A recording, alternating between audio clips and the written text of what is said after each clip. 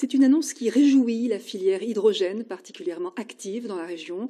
L'État va débloquer 7 milliards d'euros sur 10 ans pour développer la production d'hydrogène fabriqué par électrolyse. Les précisions de Marjorie Nadal et Dominique Bourget.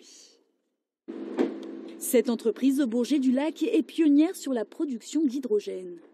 Depuis 2012, elle a conçu une vingtaine de stations comme celle-ci. Les voitures destinées aux professionnels s'alimentent en hydrogène en seulement 5 minutes. Elle parcourt avec ce plein jusqu'à 600 km. Le secret de fabrication, l'électrolyse. On sépare H2O, on garde l'électricité stockée sous forme de gaz, on garde ce gaz, et quand le véhicule arrive, on va transférer ce gaz dans le réservoir. Et il y aura le phénomène inverse dans le véhicule, puisque le véhicule refabriquera de l'électricité avec l'hydrogène dans le réservoir et l'oxygène de l'air pour alimenter son moteur électrique et avancer. Panneaux solaires, éoliennes, l'hydrogène est ici fabriqué sur place à partir d'énergies renouvelables. Au niveau national, l'origine est bien différente. 95% des entreprises le fabriquent à partir d'énergies fossiles.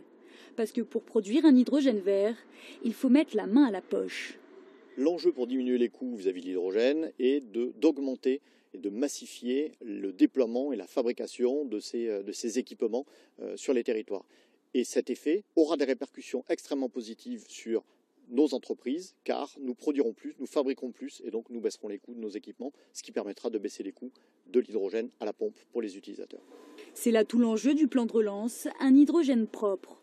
Le gouvernement prévoit une enveloppe de 2 milliards d'euros au cours des 2 prochaines années. Une somme qui pourra peut-être permettre de voir encore plus loin. L'hydrogène apporte un complément important qui est le transport et le stockage de cette énergie qui peut être utilisée ensuite dans les trains pour les lignes où il n'y a pas d'électrification, pas de caténaire, pour les camions, donc des solutions qui consomment beaucoup d'énergie. Avec l'hydrogène, on apporte une solution nouvelle qui est très importante. 14 stations supplémentaires sont en projet dans la région Rhône-Alpes, l'hydrogène cherchant progressivement à être le carburant de l'avenir.